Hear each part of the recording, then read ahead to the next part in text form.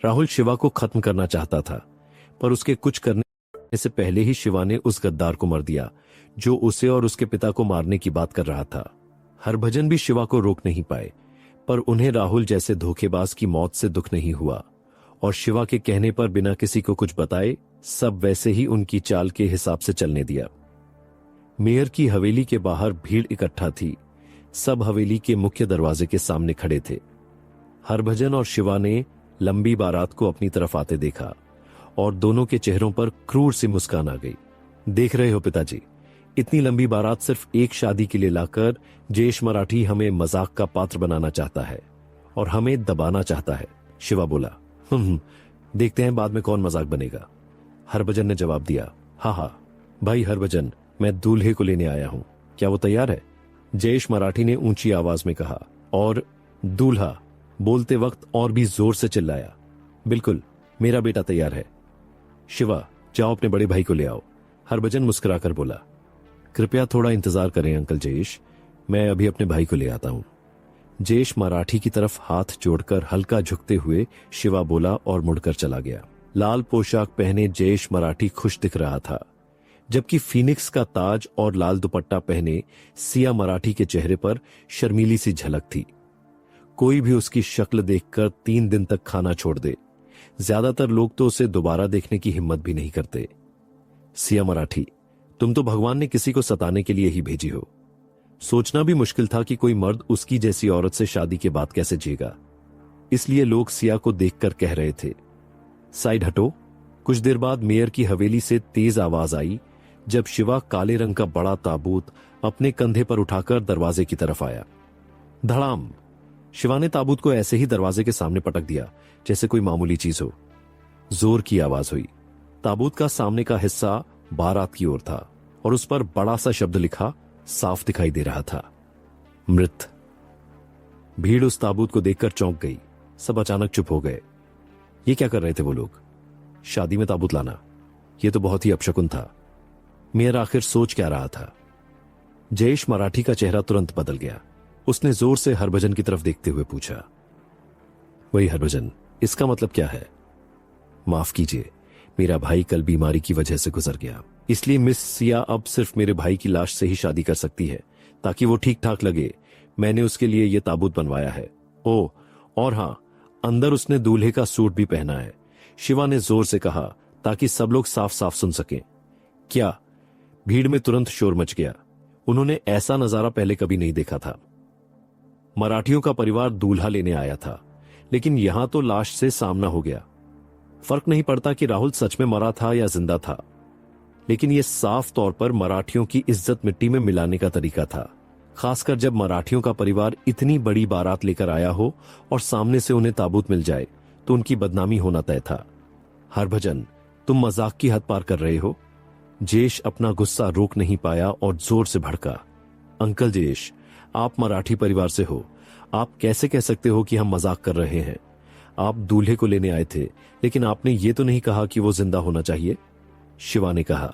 शिवा की ये बात सुनकर आसपास खड़े लोगों को लगा जैसे उनका खून उबलकर मुंह से निकल जाएगा। ये कैसी बेहूदी सफाई थी। हरभजन, तुम और तुम्हारा बेटा मुझे बेवकूफ मत समझो। राहुल 9वें लेवल का मास्टर है। कल तक वो बिल्कुल ठीक था, ऐसे कैसे अचानक मर सकता है? जयेश ने ठंडी आवाज में कहा, ताबूत के अंदर का शरीर राहुल का ही है। अगर तुम्हें भरोसा नहीं है तो खुद खोल कर देख लो, आखिर वो तुम्हारे परिवार का ही सदस्य है। शिवा बोला। बेपरवाह अंदाज में बात करते हुए भी शिवा ने दोस्ताना लहजा बनाए रखा, जबकि हरभजन बस उसके पास खड़े चुपचाप अपने बेटे को सब संभालने दे रहे थे। हरभजन अपने बेटे के प्रदर्शन से बहुत संतुष्ट थे। जयेश जैसे आदमी का सामना करके भी सामान्य तरीके से बात करना, यहां तक कि उससे बहस करना, ये कोई आम इंसान नहीं कर सकता। ये सब जानते थे कि जयेश और हरभजन एक ही स्तर पर थे, ऊर्जा शक्ति रियलम के पीक पर। साला, हम दूल्हे को लेने आए हैं और मेयर हमें ताबूत दे रहा है, ये तो हमारे लिए बेइज्जती है। मराठी परिवार का एक नौजवान जोर से गाली देकर बोला। हाँ, बहुत सही कहा मेरे दोस्त। असल में तुम्हारे परिवार ने पहले हमारे परिवार का अपमान किया है। सब लोग अच्छे से देख लो, इस सिया मराठी का चेहरा देखो। क्या इसी को तुम हमारी तरफ ईमानदारी दिखाना कहते हो? मैं यहां मौजूद सभी आदमियों से पूछना चाहता हूं, अगर मैं ये बदसूरत लड़की तुम्हें मुफ्त में दूं और कहूं कि तुम इससे शादी करो, तो क्या तुम लोग अपमानित महसूस नहीं करोगे?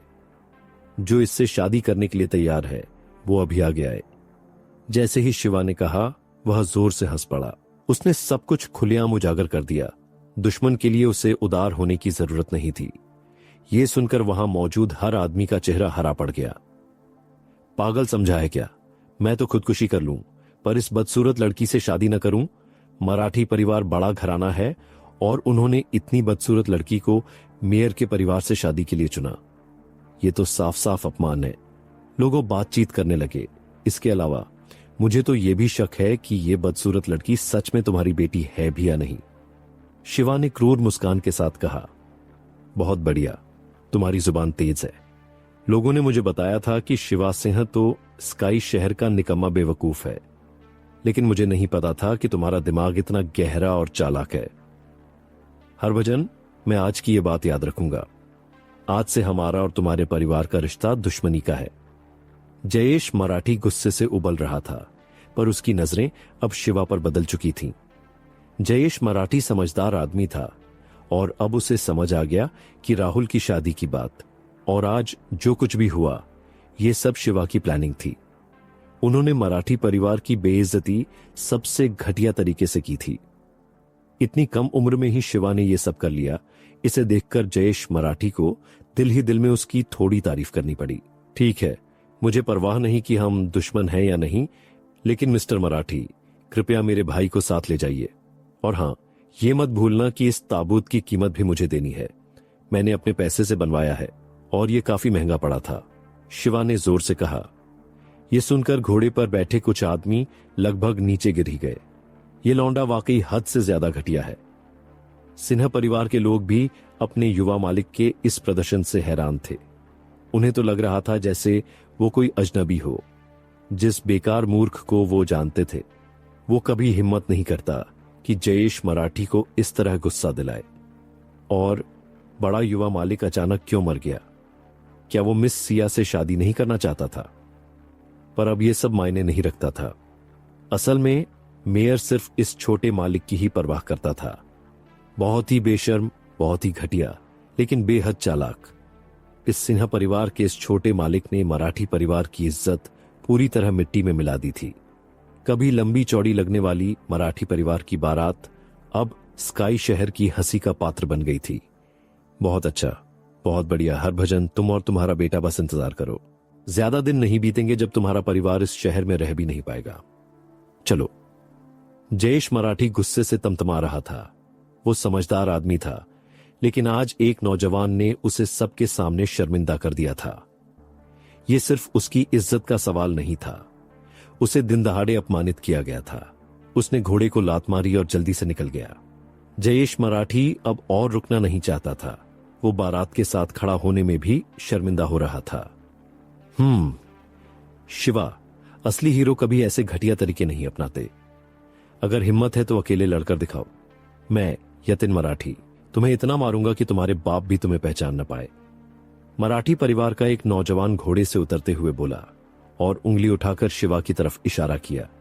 यतिन मराठी परिवार का हुनरमंद युवक था।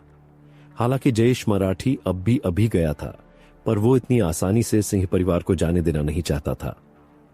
अब उनके पास खोने को कुछ नहीं था, तो अगर वो शिवा सिंह को हराता तो कम से कम ये साबित कर देता कि मराठी परिवार के जीनियस इस बेवकूफ से कहीं बेहतर है। हाँ, बिल्कुल सही। शिवा सिंह, क्या तू ये चुनौती स्वीकार करता है? मराठी परिवार का दूसरा नौजवान भी ताने कसते हुए बोला। सबको पता था कि शिवा एक बेकार मूर्ख है। हालांकि उसने गंदे तरीकों से मराठी परिवार को सबके सामने शर्मिंदा किया था, लेकिन उन्हें पूरा यकीन था कि मराठी परिवार का कोई भी शख्स उसे आसानी से हरा देगा। तुम मुझसे लड़ना चाहते हो? मुझे खुशी होगी तुम्हारी चुनौती स्वीकार करने में, लेकिन मैं बिना किसी शर्त के नहीं लड़ूंगा। हमें कुछ दांव लगाना होगा। शिवा के चेहरे पर हल्की मुस्कान आ गई, यहां तक कि उसके पास खड़े हरभजन भी हंस पड़े। शिवा की असली काबिलियत उससे बेहतर कोई नहीं जानता था। राहुल जैसा 9वें लेवल का मास्टर भी जियांग चेन का मुकाबला नहीं कर सकता था, और ये यतिन मराठी तो सिर्फ 8वें लेवल पर था। उसके जीतने का तो कोई चांस ही नहीं था। ठीक है, क्या दांव लगाना चाहते हो? यतिन ये सुनकर बहुत खुश हुआ कि शिवा लड़ाई के लिए तैयार है। हम इस ताबूत पर दांव लगाएंगे।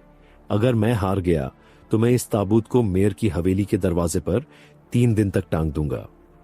अगर तुम हार गए तो मैं चाहता हूं कि तुम लोग इस ताबूत को उसी पालकी में रखकर वापस ले जाओ जिसमें तुम दूल्हे को लेने आए थे। और अगर तुम ये नहीं कर पाए तो तुम सब मराठी परिवार वाले हरामजादे कहलाओगे। शिवा ने जानबूझकर ऊंची आवाज में कहा। हरभजन ने चुपके से अंगूठा उठाया। शिवा वाकई बहुत चालाकी दिखा रहा था। यहां इतने सारे लोग थे, इसीलिए यतिन मराठी इस दांव को मानने से इनकार नहीं कर सकता था। अगर सच में उन्हें ताबूत पालकी में डालकर वापस ले जाना पड़ा तो वो शहर के सबसे बड़े मस्खरे बन जाएंगे, और अगर उन्होंने मना कर दिया तो खुद मानेंगे कि वो हरामजादे हैं। किसी भी हालत में उनकी बेइज्जती तय थी। हरभजन को नहीं लगा कि उसके बेटे ने कुछ गलत किया है। जब दोनों परिवार दुश्मन थे तो दयालु होने की जरूरत ही क्या थी। ठीक है, मंजूर है, यतिन ने बिना झिझक के जवाब दिया। उसने तो ठीक से सुना भी नहीं कि दांव किस बारे में है। उसकी सोच में शिवा से लड़ना तो चींटी को चलने जैसा था, इसलिए उसे फर्क नहीं पड़ता था कि दांव क्या है। भाई यतिन, दांव कुछ ज्यादा बड़ा नहीं हो गया, हमें दोबारा सोचना चाहिए। एक नौजवान आगे आया और यतिन से धीरे से बोला, चिंता मत करो, ये बेवकूफ तो बस पहले लेवल के ऊर्जा रियल्म का मास्टर है।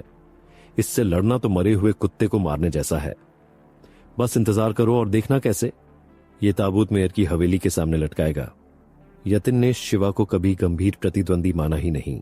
ये सब देखकर भीड़ फिर से शोर करने लगी। उन्हें लगा था कि जयेश मराठी के जाने के बाद सब शांत हो जाएगा, लेकिन अब दोनों परिवारों के नौजवान भिड़ने जा रहे थे और दांव पर उनके परिवारों की इज्जत लगी थी। दोनों ही पक्ष आत्मविश्वास से भरे थे, लेकिन सबकी सबसे ज्यादा नजर शिवा पर थी। ये निकम्मा मूर्ख आखिर कैसे 8वें लेवल के मास्टर यतिन मराठी से लड़ने वाला है। लोग आपस में फुसफुसा रहे थे। उन्हें शिवा का कमजोर होना और निकम्मापना पता था, इसलिए किसी को भी उसके जीतने पर भरोसा नहीं था।